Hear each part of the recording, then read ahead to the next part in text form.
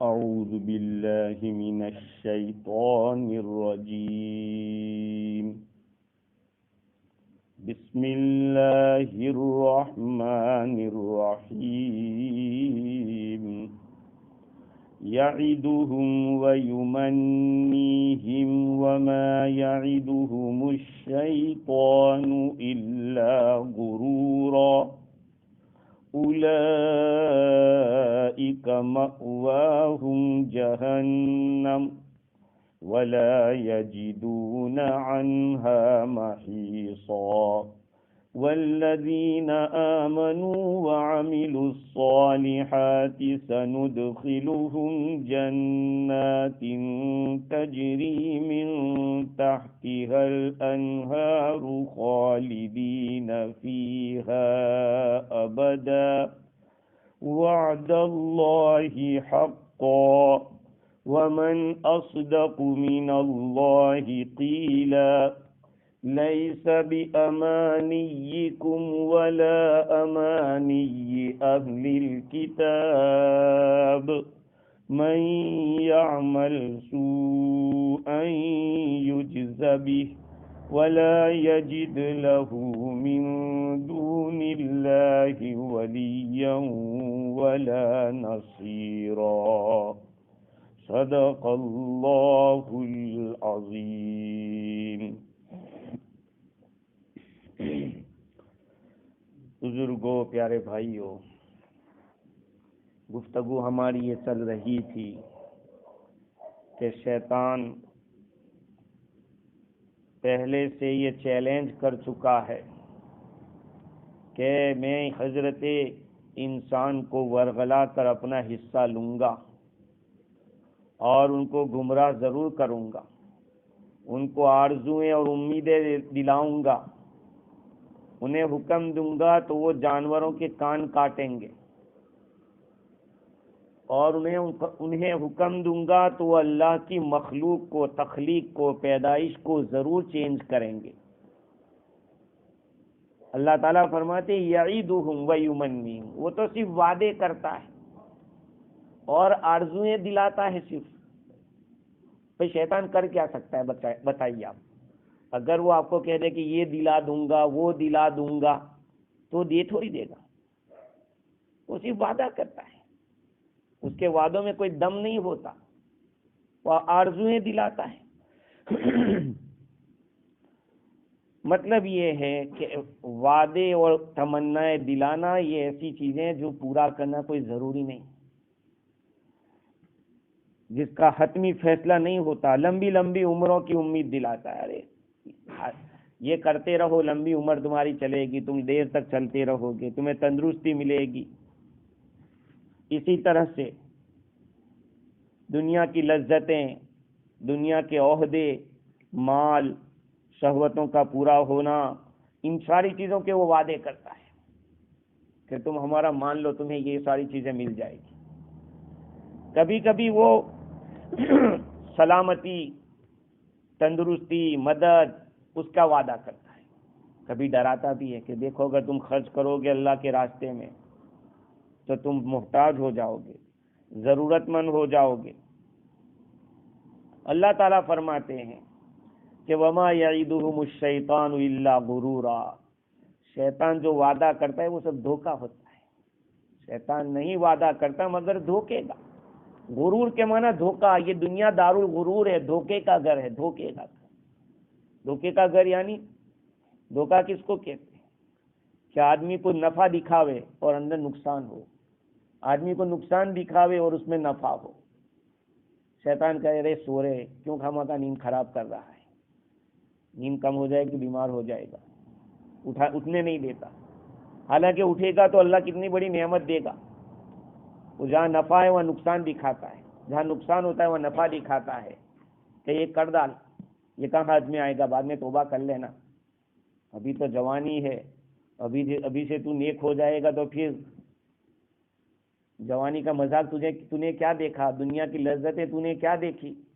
شیطان اس طرح سے یہ کرتا ہے، آرزویں دلاتا ہے۔ اللہ تعالیٰ فرماتے کہ سب دھوکہ ہے، اس کی عادت ہی دھوکہ دینا ہے۔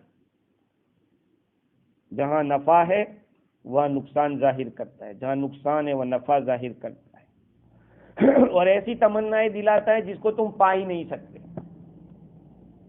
اب کیسے کرتا ہے، اس کا کیا طریقہ کار ہے؟ مفسرین نے لکھا ہے کہ اس کے مختلف طریقے ہیں۔ کبھی تو دنیا کی لذتوں کو مزین کر کے دکھاتا ہے، چمکاتا ہے کہ دیکھو کیا اچھی جگہ ہے۔ تو کبھی زبان حال سے بولتا ہے۔ زبان حال سے بولنے کا مطلب یہ ہے کہ اشارے اس طرح کے دیتا ہے، وہ کرتا اس طرح سے، فعل اس طرح سے کرتا ہے کہ آپ کو اچھا لگے، جو برا ہے وہ اچھا لگے، نیک کام ہے وہ آپ کو برا لگے، اس طرح کے کام ایسے ایکٹنگ کرتا ہے، وہ ایکشن کرتا ہے اس طرح کی۔ کبھی کیا کرتا ہے، کسی انسان کے پاس بلواتا ہے، کبھی دوسرے کے اندر داخل ہو کے کرواتا ہے کہ تو یہ بول۔ بدر کی لڑائی کے ایک وقت ایسا ہی کیا تھا، وَإِذْ زَيَّنَ لَهُمُ الشَّيْطَانُ أَعْمَالَهُمْ وَقَالَ لَا غَالِبَ لَكُمُ الْيَوْمَ وَإِنِّي جَارٌ لَكُمْ۔ شیطان نے کہا تھا کہ آج تمہارے پر کوئی غالب ہونے والا نہیں، میں تمہارے ساتھ ہوں۔ لیکن جب دیکھا فرشتوں کی جماعت کو تو پشت پھرا کے بھاگا، وہاں سے اپنی پیٹھ کے پیچھے بھاگ گیا۔ تو کبھی کسی انسان کی شکل میں وہ خود بھی آ جاتا ہے۔ شیطان کا انسانوں کی شکل میں دوسروں کو ملنا بھی ثابت ہے، تو اس کا دھوکہ دینا کسی بھی طرح سے ہو سکتا ہے۔ اللہ تعالیٰ فرماتے ہیں اولئک مأواہم جہنم، ان سب کا ٹھکانہ جہنم ہے۔ شیطان بھی جہنم میں جائے گا اور اس کے پوجنے والے، اس کے پجاری بھی جہنم میں جائیں گے، لڑیں گے وہاں پر، کہیں گے کہ تیرا مان کے تو ہم جہنم میں آئے۔ کہا میں نے کیا کیا تھا، کیا کیا تھا میں نے کہا کوئی فرض واجب تھا میرا ماننا؟ تم ہی تو مان رہے تھے۔ 13ویں سپارے کے اندر اللہ تعالیٰ نے اس کو بھی بیان کیا، کہا اللہ تعالیٰ نے تم کو وعدہ کیا تھا، میں نے بھی وعدہ کیا، تو تم لوگوں نے کیوں میرے وعدے پر کیوں یقین کیا، اللہ کے وعدے پہ یقین کیوں نہیں کیا؟ وقال الشیطان لما قضی الامر ان اللہ وعدکم ووعدتکم، اللہ نے تم کو وعدہ کیا، میں نے بھی وعدہ کیا تھا، میں نے اپنے وعدے کے خلاف کر دیا۔ میرا ماننا کوئی فرض واجب تھوڑا تھا، کیوں مانتے تھے میرا؟ اب رہو یہاں ہمارے ساتھ، تو جہنم کے اندر پھر لڑیں گے آپس میں۔ اللہ تعالیٰ فرماتے اولئک مأواہم جہنم، ان سب کا ٹھکانہ جہنم ہے۔ ولا یجدون عنہا محیصا، وہاں سے کوئی بھاگنے کی جگہ نہیں پائیں گے کہ اب جہنم سے کہیں نکل جاوے کوئی دوسری دنیا میں، نہیں، وہاں چلے گئے۔ اگر ایمان ہے تھوڑا کچھ بھی، تھوڑا کچھ کا مطلب یہ مت سمجھو کہ ایمان اتنی چیزیں، اس میں سے اتنا ایمان ہوگا تو بچ جائے گا، نہیں، ایمان تو ایک کمپلیٹ چیز ہے، یاد رکھو، ایمان ایک کمپلیٹ چیز ہے۔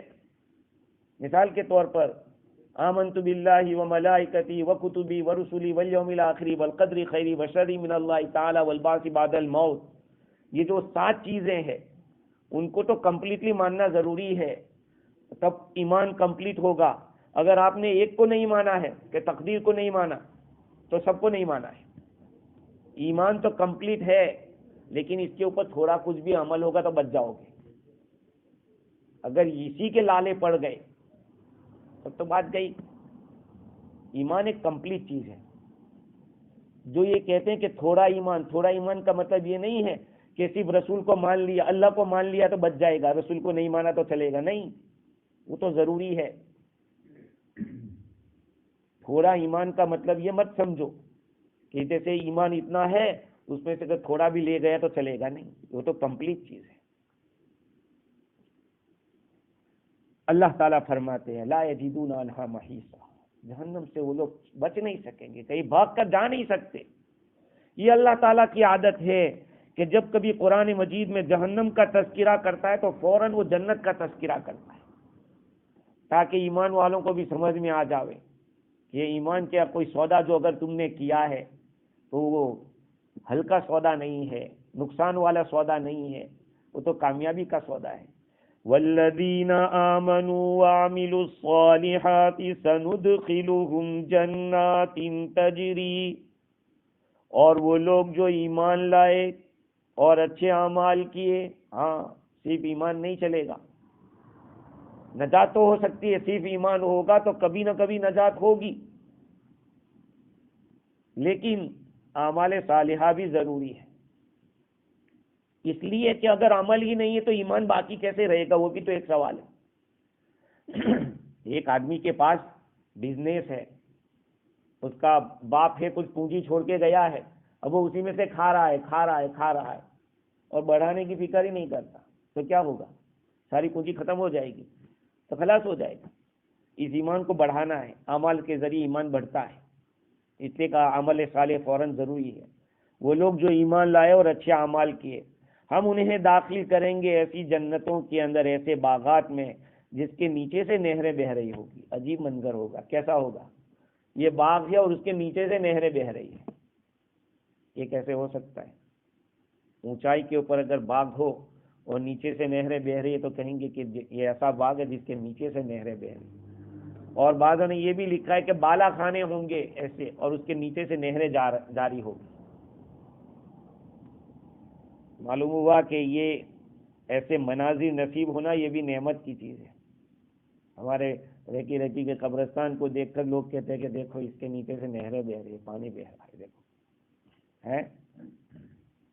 تو اللہ تعالیٰ نے جو نعمتیں دنیا میں دی ہے اس کو دیکھ کر جنت کو یاد کرو کہ دیکھو یہ کتنے اچھے مناظر اللہ نے ہم کو دیے ہیں. ورنہ ہم بھی جانور کی طرف، جانور تھوڑی سوچتا ہے، اور بیچارہ گھاس کھاتے ہوئے بھاگتا رہتا ہے ادھر ادھر، اس کو تھوڑی احساس ہے اس کا کہ ہم بہت ہی خوبصورت جگہ کے اوپر بیٹھے ہوئے ہیں. حضرت انسان سوچ سکتا ہے. اللہ تعالیٰ فرماتے ہیں ایسے باغات کے اندر ان کو داخل کریں گے جس کے نیچے سے نہریں بہے گی، وہ اس میں ہمیشہ ہمیش رہیں گے، ہمیشہ ہمیش. یہ اللہ تعالیٰ کی ایک عادت ہے کہ جہاں دشمنوں کو ڈراتا ہے وہ اپنے دوستوں کو خوش بھی کرتا ہے. ایمان والوں کو خوش کرنے کے لیے اور دشمنوں کو برا لگانے کے لیے یہ بات بتلائی. امام راضی نے لکھا ہے کہ اللہ تعالیٰ نے جہاں وعدے کی آیتیں بیان کی ہے اس میں اکثر جگہ کے اوپر خالدین فیہا ابدا بتلایا ہے. خالدین فیہا ابدا، اس میں ہمیشہ ہمیش رہیں گے. خالدین خلود کے معنی ہمیشہ رہنا، اور پھر اس کے ساتھ ابدا کی قید لگا دی. ابدا کے معنی بھی ہمیشہ، انلمیٹ.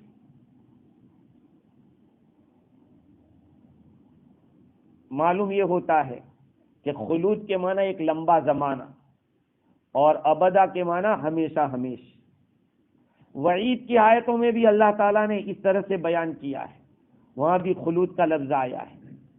کافروں کے حق میں آیا کہ وہ جہنم میں ہمیشہ ہمیش رہیں گے. ایمان والوں کے لیے ایسا نہیں کہا کہ اگر وہ جہنم میں گیا تو وہ ہمیشہ ہمیش جہنم میں رہے گا، نہیں، کافروں کے حق میں یہ کہا گیا ہے. معلوم ہوا کہ جو مسلمان ایمان والے اپنے گناہوں کی وجہ سے جہنم میں گئے بھی تو ہمیشہ کے لیے نہیں، اس وقت کے بعد نکال لیے جائیں گے. اور یہ بھی یاد رکھو، ایمان والے کو اگر جہنم میں اللہ نے بھیجا بھی تو اس کو صاف کرنے کے لیے بھیجے گا، جنت میں جانے کے قابل بنانے کے لیے بھیجے گا اللہ تعالیٰ.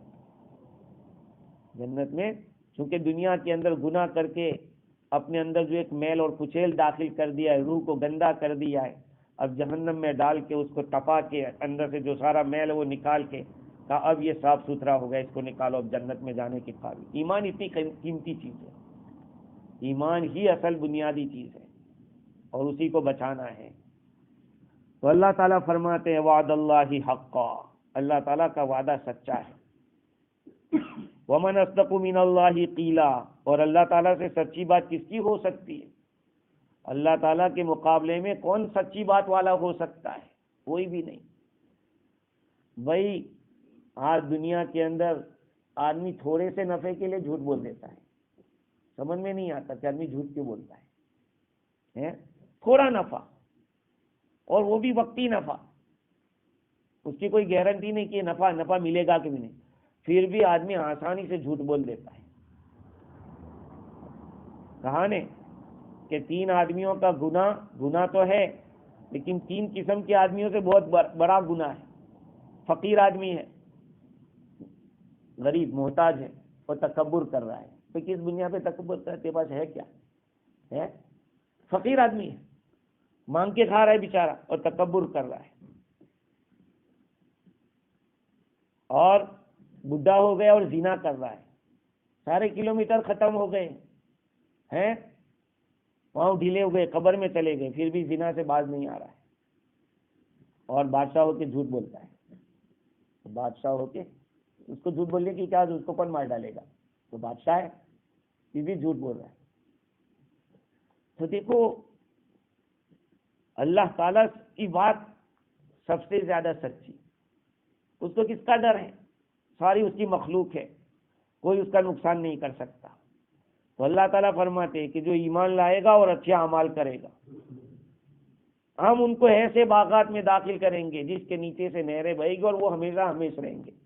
دیکھو اگر کسی کو 5 اسٹار ہوٹل کے اندر 10 دن کے لیے چھوڑ دیا جائے، آپ کو 10 دن یہاں رہنا ہے، وہ 10ویں دن کہے گا کہ یار آج چھوڑنا پڑے گا، بھاری پڑتا ہے۔ لیکن اللہ تعالیٰ جنت میں ڈال کے کہیں گے جاؤ خلود، یہ ہمیشہ کے لیے ہے۔ یہ سب سے بڑی خوشی کی بات ہوگی، کیونکہ آدمی کو ڈر رہتا ہے کہ کہیں نکال نہ دیا جائے، یہ مزے ملے ہیں تو ہمیشہ رہتے ہیں۔ اللہ تعالیٰ جنت میں داخل کرنے کے بعد فرمائے گا کہ جاؤ اب ہمیشہ تمہیں یہاں رہنا ہے، تو یہ اور زیادہ خوشی کا باعث ہو جائے گا۔ وَمَنْ أَصْدَقُ مِنَ اللَّهِ قِيلًا، اللہ تعالیٰ نے بڑی تاکید کے ساتھ اس بات کو بیان کیا۔ وعد اللہ حقا، یہ بھی ایک وعدہ، حقا کا لفظ لائے وہ بھی ایک تاکید کے لیے، وعد اللہ کا لفظ بھی تاکید کے لیے، اور آخر میں یہ بھی فرما دیا کہ اللہ تعالیٰ سے زیادہ سچی بات کس کے، کون ہو سکتا ہے سچا اللہ کے مقابلے میں، یہ بھی ایک تاکید کے لیے۔ یہ ساری تاکیدیں اس لیے لائے کہ شیطان نے جو کچھ بھی کہا ہے، جھوٹے جھوٹے وعدے کیے ہیں، جھوٹی جھوٹی آرزویں دلائی ہے، اللہ تعالیٰ نے ان کے مقابلے میں تنبیہ کر دیے کہ دیکھ لو ہماری باتیں تو سب پکی ہے، یہ میرا وعدہ ہے، اب تمہاری مرضی، میرا وعدہ قبول کرنا ہے یا شیطان کی بات کو تمہیں چلنا ہے، کیونکہ شیطان سب سے زیادہ جھوٹا ہے۔ اس نے آدم علیہ السلام سے بھی جھوٹی ہی بات کہی تھی کہ یہ دانہ کھا لو تمہیں ہمیشہ ہمیشہ کی جنت مل جائے گی، وہاں جھوٹ سے کام لیا تھا، تو پھر ان کے اولاد سے کیسے سچ بات کرے گا وہ؟ لیس بیامانیکم ولا امانی اہل الکتاب من یعمل سوءا یجز بہ ولا یجد له من دون اللہ ولیا ولا نصیرا۔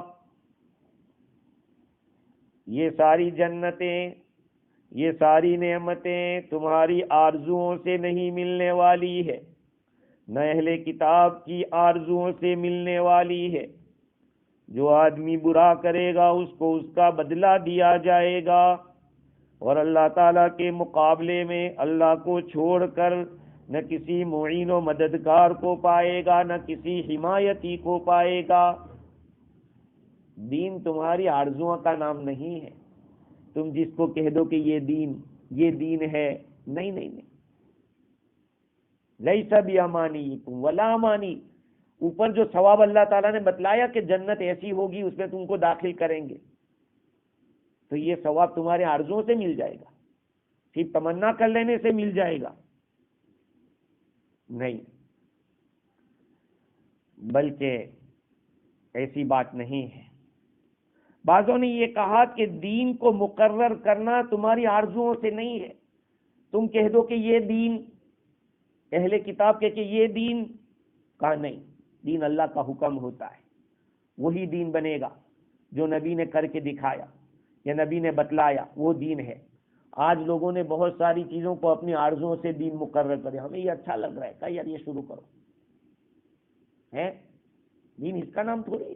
اسی لیے میں بار بار ایک بات کہتا ہوں کہ پہلے ثبوت قرآن اور حدیث سے لاؤ، یہ جو عمل تم کر رہے ہو قرآن میں کہاں ہے، یہ عمل جو تم کر رہے ہو حدیث میں کہاں ہے؟ صحابی نے کیا تھا؟ نہیں۔ تابعی نے کیا تھا؟ نہیں۔ تبع تابعی نے کیا تھا؟ نہیں۔ تو پھر وہ عمل ہی نہیں۔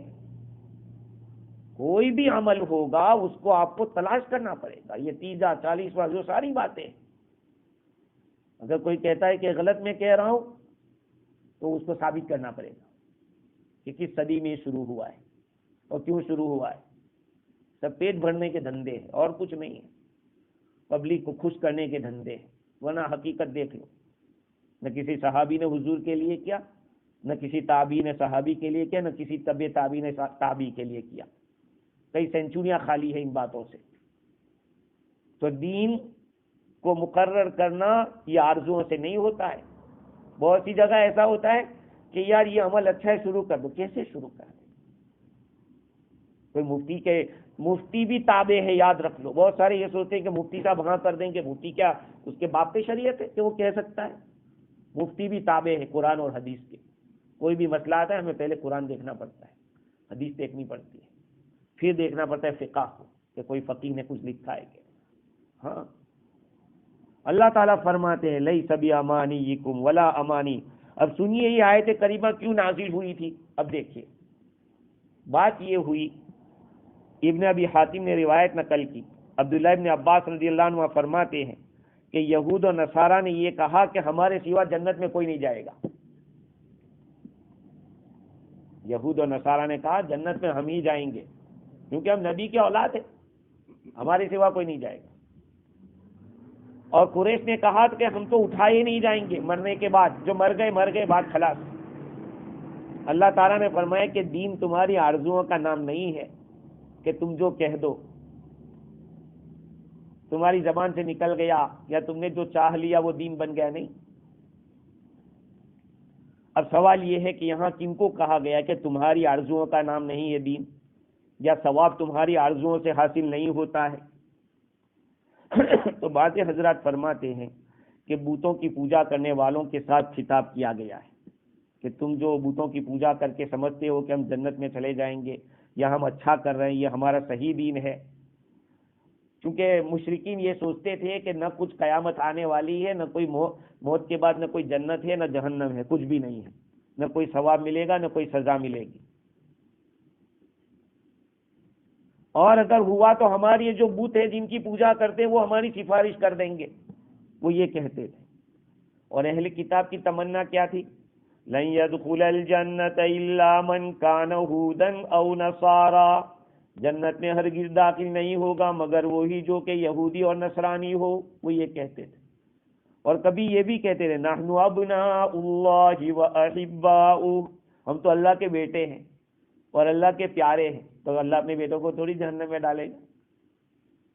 اللہ کے پیارے ہیں تو اپنا پیارے کو تھوڑی جہنم میں داخل کرے گا؟ اور اگر کیا بھی، جیسے کہ ان لوگوں نے وہ بچڑے کی پوجا کی تھی تو کہا لن تمسنا النار الا ایاما معدودا، ہم کو جہنم ہرگز نہیں چھوئے گی مگر چند دنوں کے لیے، پھر تو ہم چھوٹ جائیں گے۔ یہ کہتے تھے اہل کتاب۔ اللہ تعالیٰ نے فرمایا کہ دین تمہاری آرزوؤں کا نام نہیں ہے اور نہ اہل کتاب کے آرزوؤں کا نام ہے۔ اگر یہ خطاب مسلمانوں سے ہے کہ مسلمانوں تمہاری آرزوؤں کا نام دین نہیں ہے، تمہاری آرزوؤں سے جنت نہیں مل جائے گی، اس کا مطلب یہ ہے کہ بہت سارے مسلمان یہ کہتے ہیں کہ اللہ تو نکتے نواز ہے یار، ارے کرو جو کچھ، وہ تو بڑا بھی معاف کیسے کرے گا، کس کو کرے گا اللہ تعالیٰ اگر ہم گناہ نہیں کریں گے؟ تو بعض اس طرح کی بات کرتے، گناہ کر کے یہ سوچتے ہیں کہ اللہ تعالیٰ کی مغفرت تو بہت بڑی ہے، لیکن یاد رکھو اللہ تعالیٰ نے قرآن پاک میں یہ فرمایا کہ میں معاف کروں گا جسے میں چاہوں گا، میں چاہوں گا اسے معاف کروں گا، اگر نہیں چاہا تو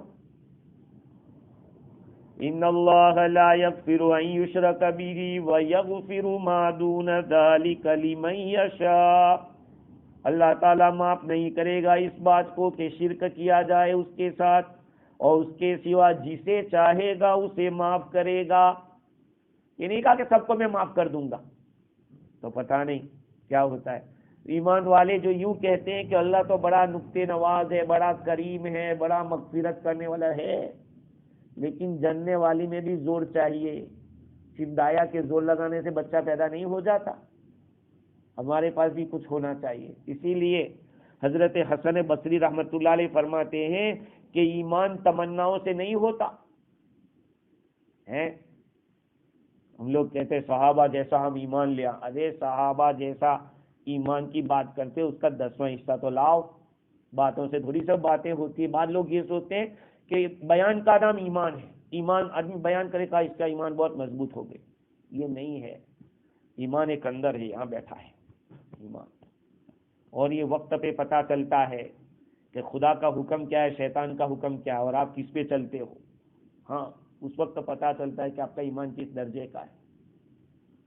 پبلک کیا چاہتی ہے اور خدا کیا چاہتا ہے.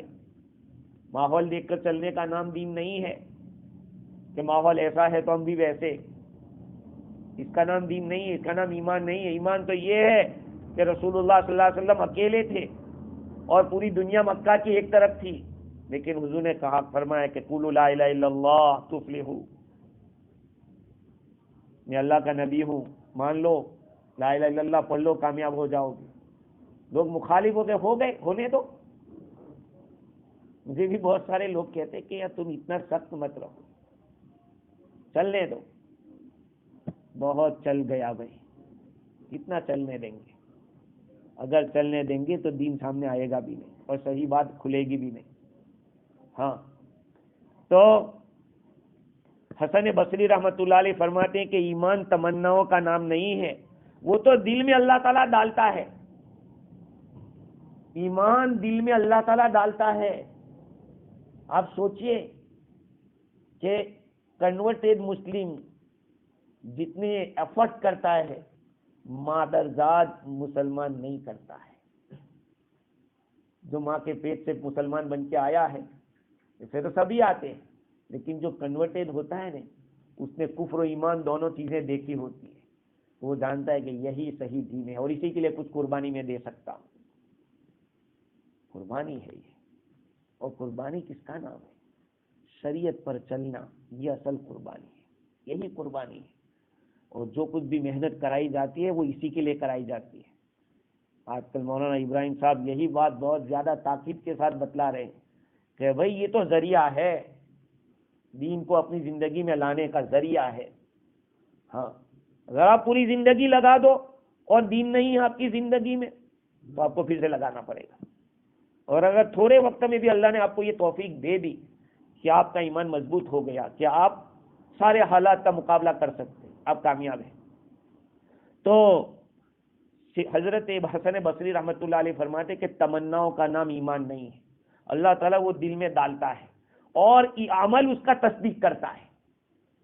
آدمی کا جو عمل ہے وہ کہلاتا ہے کہ کہتے اس کا ایمان صحیح ہے, دیکھو اس کے اندر ایمان ہے. عمل اس کا تصدیق کرتا ہے.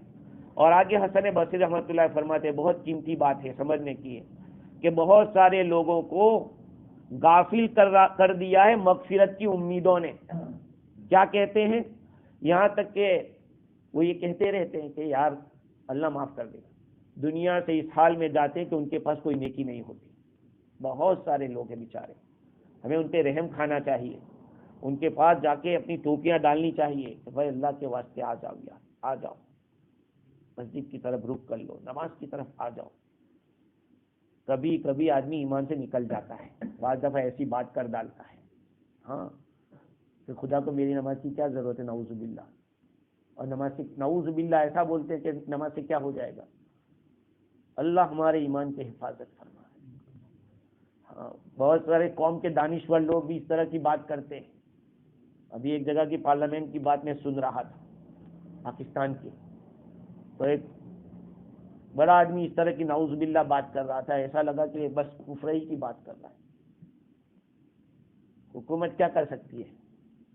خدا کے بغیر کچھ نہیں کر سکتی. خدا سب کے بغیر کر سکتا ہے, ہاں, اور اس نے کر کے دکھایا ہے دنیا کے اندر. لیکن پتہ نہیں پارٹیوں کے زور کے اندر آدمی کیا کیا بکواس کر ڈالتا ہے, ایمان سے نکل جاتا ہے. خیر, تو آدمی یہ سوچتے ہوئے کہ مغفرت کر دے گا اللہ, تو بہت بڑا نقطہ نواز ہے.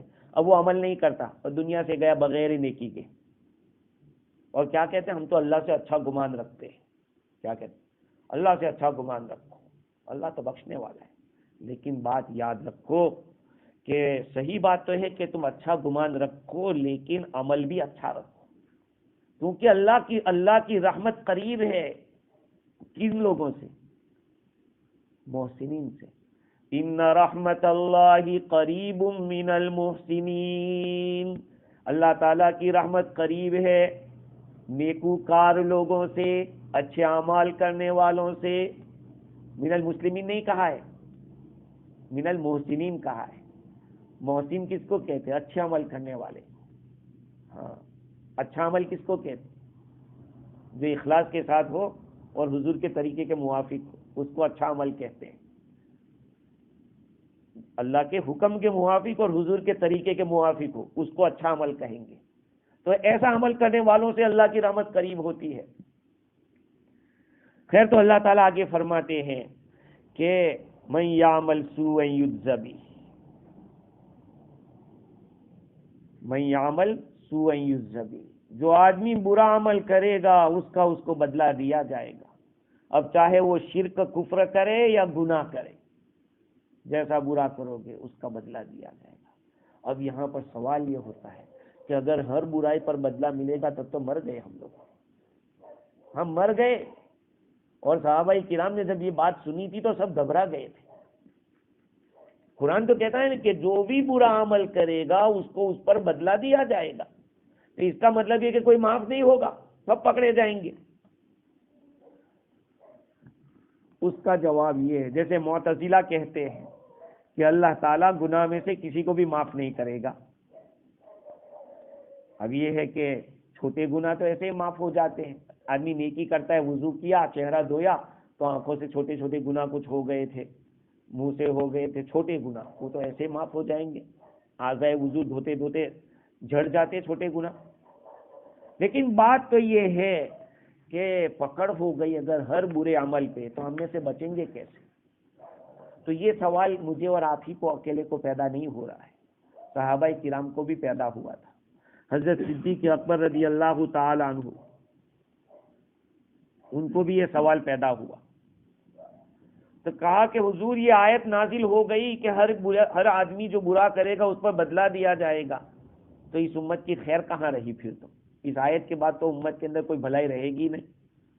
اللہ کے رسول صلی اللہ علیہ وسلم نے ارشاد فرمایا کہ ابو بکر اللہ تمہاری مغفرت کرے. آپ بیمار ہوتے ہو کہ نہیں؟ آپ کو کوئی تکلیف پہنچتی ہے کہ نہیں؟ آپ غمزدہ ہوتے ہو کہ نہیں؟ کہا بس وہی تکلیف ہے، وہ جو بدلہ دیا جا رہا ہے.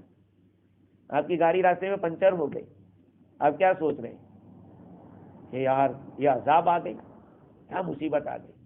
ارے بھائی شکر کر، اللہ تعالیٰ نے اس میں تیری بہت ساری خیر کر دی ہے. تو اللہ تعالیٰ بڑی مصیبت لا سکتا تھا لیکن اسی میں کرا دیا کہ گاڑی کو تکلیف پہنچا دی، آپ کو نہیں تکلیف پہنچائی ہے. تو آدمی بیمار ہوتا ہے، نزلہ زکام کھانسی قومی نشاں ہمارا، نزلہ زکام اور کھانسی آج کل کی بیماری یہی ہے. اس سے زیادہ مسافہ مت کیا کرو، ہاں بہت جلدی ٹرانسفر ہو جاتا ہے ایک دوسرے کو. یہ چھوٹی موٹی بیماریاں آتی ہیں، اللہ کی طرف متوجہ ہو جاؤ کہ یا اللہ اس کو میرے لیے کفارے سیئات بنا دے. تو حضور نے فرمایا کہ ابو بکر یہ جو بیمار ہوتے ہو یہی دنیا کا عذاب، یہ دنیا کی تکلیف ہے. کہا یہ بدلہ مل گیا، کچھ برائی ہوئی ہوگی اس کا. عائشہ رضی اللہ تعالیٰ عنہ فرماتی ہے کہ حضور صلی اللہ علیہ وسلم ایک آدمی نے یہ آیت پڑھی اور یہ کہا کہ کیا ہم نے جو کچھ بھی کیا ہے اس پر اگر بدلہ دیا جائے گا تب تو ہم تو ہلاک ہو جائیں گے. بھائی کون بچ سکتا ہے گناہ سے؟ نبی معصوم ہوتا ہے کہ اس نبی سے گناہ نہیں ہوتا. صحابہ محفوظ ہوتے ہیں کہ ان سے گناہ تو ہو سکتا ہے، ہوا صحابہ سے گناہ لیکن ان کے مقام میں کمی نہیں آئی، کیونکہ ان سے جو ہوا اس کے بعد انہیں توبہ ایسی پکی کی. تو اب سوال یہ ہے کہ ہم سے ہوتا ہے گناہ تو پھر تو ہم سب ہلاک ہو جائیں گے. حضور اکرم صلی اللہ علیہ وسلم کو یہ بات پہنچی تو آپ نے فرمایا کہ ایمان والے کو دنیا میں اگر اس کے جسم میں بھی اگر تکلیف پہنچتی ہے، کوئی بھی تکلیف، اس کے دماغ کو بھی اگر کوئی تکلیف پہنچتی ہے، سمجھ لو کہ یہ اللہ تعالیٰ نے اس کو بدلہ دے دیا، اس کو بدلہ دے دیا. وہی کبھی کبھی ہم لوگ سوچتے ہیں، میں نے بار بار کہا آپ کو کہ ایک مسلمان تھوڑا سا ڈرنک پیتا ہے تو سردی کھانسی یہ ہوتا ہے، اور کتنے غیر کو دیکھا کہ بڑی بڑی بوٹلیں چڑھا جاتے کچھ بھی نہیں ہوتا. تو بھائی وہ جنت کے مزے لوٹ رہے ہیں. دنیا مومن کے لیے قید خانہ ہے اور کافر کے لیے جنت ہے، اس لیے ان کو کچھ بھی نہیں ہوتا، مزے لے رہے ہیں. ان کو کوئی جنت میں کوئی رکاوٹ نہیں ہوگی. آپ چاہو گے کہ مجھے وہ کھانا ہے، بھائی اس کو وہ پیش کر دو، جنت ہے وہ. تو آپ کی جو چاہت ہوگی جنت میں وہ ملے گی. آج کافر جیسے دنیا میں جو چاہے اس کو کوئی روک سکتا ہے؟ نہیں. ہم اگر کچھ کھانا چاہیں تو ہمیں فوراً حکم آتا ہے کہ حلال کھانا، حرام مت کھانا. اپنا کھانا دوسرے کا مت کھانا، یہ ساری چیزیں ہمارے لیے قیود کیوں ہے؟ کیونکہ یہ قید خانہ ہے، قید خانے میں رکاوٹ ہوتی ہے. جو جیل خانے میں ہوتا ہے وہ چاہے کہ میں مرغ مسلم کھاؤں، کہا نہیں، یہاں جو بنائے وہی ملے گا، تیری مرضی کا نہیں ملے گا، پھر جیل کیا رہی ہے؟ خیر، تو ایک روایت یہ بھی حضرت ابو ہریرہ رضی اللہ عنہ فرماتے ہیں کہ جب یہ آیت کریمہ نازل ہوئی کہ جو بھی آدمی برا کرے گا اس کو اس کا بدلہ دیا جائے گا، تو ہم تو رونے لگے، صحابہ کرام رونے لگے، بہت روئے اور غمزدہ ہو گئے. اور صحابہ کرام نے حضور سے عرض کیا، ہم نے عرض کیا کہ اللہ کے رسول، اس آیت نے ہمارے لیے کوئی چیز نہیں چھوڑی ہے، زندگی کا مزہ بگاڑ دیا ہے. حضور نے فرمایا کہ بشارت حاصل کرو، تم خوشخبری حاصل کرو، اس لیے کہ تم میں سے کسی کو دنیا میں تھوڑی سی بھی تکلیف پہنچے گی، اللہ تعالیٰ اس کو تمہارے گناہوں کا کفارہ بنا دے گا. تم سے جو کچھ بھی فر و گزاش ہوئی ہے، جو کچھ غلطی ہو گئی ہے، یہاں تک کہ کانٹا بھی اگر تمہارے پاؤں میں لگ گیا، کانٹا چبھا تمہارے پاؤں میں، اللہ تعالیٰ اس کو بھی تمہارے گناہوں کا کفارہ بنائے گا. اب میں آپ سے ایک بات پوچھتا ہوں کہ کوئی چیز ہو گئی، فوراً آپ نے انا للہ پڑھ دیا، تو یہ ثواب نہیں لکھا جائے؟ یہ آپ کو اگر آپ کی مرضی کے خلاف کوئی بات آ گئی کہ انا للہ و انا الیہ راجعون، ایسا ذکر اپنے اندر ڈال لو کہ جب خوشی ہو تو سبحان الحمدللہ آ جاوے، کوئی تعجب والی چیز دیکھ لو تو سبحان اللہ زبان سے نکلنے لگے، کوئی تکلیف والی چیز ہو انا للہ نکلنے لگے. تو یہ ذرائع ہے نیکیوں کے. تو اللہ تعالیٰ نے یہ جو فرمایا کہ من یعمل سوءا یجز بہ، اس کا یہ مطلب ہے. بعضوں نے یہ کہا ہے کہ اس کا بدلہ قیامت کے دن ملے گا، جو برا کرے گا اس کا بدلہ قیامت کے دن ملے گا. تو کیسے ملے گا؟ ایمان والے کو کیا کہا کہ ایمان والے کے پاس جو ایمان ہے نا، ایمان وہ بہت بڑی چیز ہے، اس کا جو ثواب ہے اس کے ثواب میں سے تھوڑی کمی کر دی جائے گی، یا اس کی جو نیکیاں ایمان والے کی، اس کے بدلے جو ملنے والے اس میں سے کچھ کمی کر دی جائے گی جو برائی کی ہے اس کی وجہ سے. ان الحسنات یذہبن السیئات، بھلائیاں برائیوں کو ختم کر دیتی ہے. ایک روایت دیکھیں، حضرت عبداللہ ابن عباس رضی اللہ تعالیٰ عنہ فرماتے ہیں کہ جب یہ آیت کریمہ نازل ہوئی تو صحابہ کرام کے اوپر بہت شاک گزرا، بہت بڑی تکلیف ہوئی کہ کیا ہوا. حضور صلی اللہ علیہ وسلم سے عرض کیا کہ اللہ کے رسول، ہم میں سے کون ہے جس نے کوئی برا عمل نہ کیا ہو؟ جب برا عمل کیا تو پھر بدلہ کیا ملے گا؟ بدلہ کیسا؟ حضور نے فرمایا کہ دیکھو اللہ تعالیٰ نے ایک نیکی پر کتنے ثواب کا وعدہ کیا ہے؟ 10 کا. ایک نیکی پر 10 کا وعدہ کیا ہے، اور گناہ کے اوپر 1 پر 1. تو اب سوچئے کہ جس آدمی کو برائی کا بدلہ دیا گیا تو اس کی جو 10 نیکیاں اس میں سے ایک نیکی کم کر دی جائے گی، تو 9 تو بچے گی کہ نہیں؟ تو 9 کا ثواب ملے گا اس کو. ہاں، وہی بدقسمت آدمی ہو کہ جس کی وہی بہت زیادہ ہو، نیکیاں ہی نہ ہو، تو پھر وہ بدقسمت کی بات ہے. بھائی ایمان کا جو ثواب ہے اور جتنی نیکیاں اس کا ہے ثواب، وہ بہت اونچا ہے. سب سے زیادہ اونچا ثواب ایمان کا ہے، اسی لیے پہلے ایمان چاہیے اور اسی پر محنت کرائی جاتی ہے. تو انصاف کا تقاضا یہ ہے کہ جو برائیاں کی ہے اس کی وجہ سے نیکیوں سے کمی کی جائے. تو جو بڑی نیکی ہے اس میں سے تھوڑا سا لیا جائے تو کہاں پتہ چلے گا؟ کا یہ ہے یجز بہ کا مطلب. بعض لوگوں نے کہا کہ یہ آیت کافروں کے لیے ہے کہ کافر جو کچھ بھی برائی کرے گا اس کو بدلہ دیا جائے گا. اور بعض حضرات نے کہا کہ یہ آیت تو ایمان والے اور کافر سب کے لیے ہے، لیکن اللہ تعالیٰ جس کو چاہے گا معاف کر دے گا، جس کو چاہے گا نہیں معاف کرے گا. وَلَا يَجِدْ لَهُ مِن دُونِ اللَّهِ وَلِيًّا وَلَا نَصِيرًا، اور وہ اپنے لیے اللہ تعالیٰ کو چھوڑ کر کسی حمایتی کو اور مددگار کو نہیں پائے گا. ظاہری بات ہے قیامت کے دن جس وقت ضرورت پڑے گی وہ تو اللہ جس نے اللہ کا کلمہ پڑھا ہوگا اسی کو کام لگے گا، جس نے نہیں پڑھا ہے اس کو کہاں کام لگے گا. خیر، اللہ تعالیٰ مجھے بھی اور آپ کو بھی دین کی صحیح سمجھ عطا فرماوے، عمل کرنے والا بناوے اور موت تک قرآن مجید کے ساتھ وابستہ رکھے، تعلیمات قرآن سے محبت عطا فرمائے، عمل کرنے کی توفیق دے. سبحان اللہ بحمدہ.